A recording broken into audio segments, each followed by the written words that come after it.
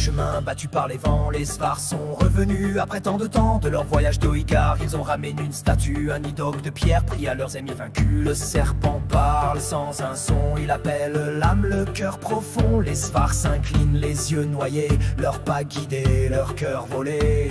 À Snassa, les Svars avaient cessé leur attente. La faim, les rats et les morts qui les hantent. L'accueil fut houleux, loin d'être chaleureux, mais ceux qui revenaient se montrèrent généreux. Une elfe. Il prie sans croire, il lutte sans fin contre des maux qui grandissent en leur sein. Pour Snassa, pour les leurs, pour un matin clair, malgré le passé qui les hante, ils cherchent la lumière. Le Yar se leva tenant un ouvrage dans ses mains, ses yeux brûlaient d'un savoir inhumain. Il lut sans trembler, puis leva le doigt, désigna Sigismund sans appel son premier choix. Tu seras Jarl en mon absence et sans plus de détour. Il quitta le Ting, un voyage sans retour, et l'homme nouveau sans force ni voix reçut la couronne avec la peur au doigt. Snassa pourrissait sous les crocs des rats, le pain manquait, la peste déclara.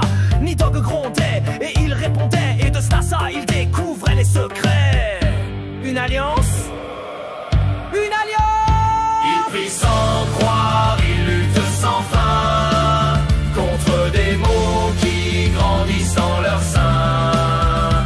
Pour Snassa, pour les leurs, pour un matin clair, malgré le passé qui les hante, ils cherchent la lumière. Les rats tombèrent sous l'acier et le feu, et sous le temple un secret silencieux, un mausolée scellé, porteur de leur passé, où dormait la mémoire des Svars oubliés. Tirés des marais, leur bannière fut retrouvée, les augures pleurèrent aux portes des charniers. Alors les Svars, le cœur lourd sans orgueil, brouillèrent les corps pour faire partir le mauvais œil. Le Ting réuni d'un ton solennel confirma à Sigismund ce qui lui sembla irréel. Snassa sous la tutelle de son nouveau Jarl combattit, s'endurcit et rejeta le mal. Une demande. Une demande. Il prie sans croire, il lutte sans fin contre des maux qui grandissent en leur sein.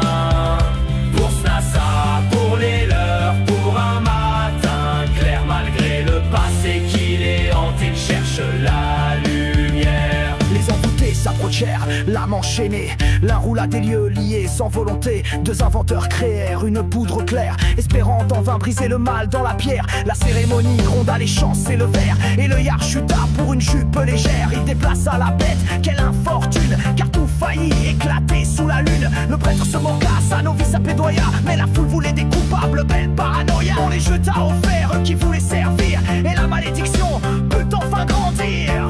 Un mariage, un mariage. Il prie sans croire, il lutte sans fin contre des maux qui grandissent en leur sein.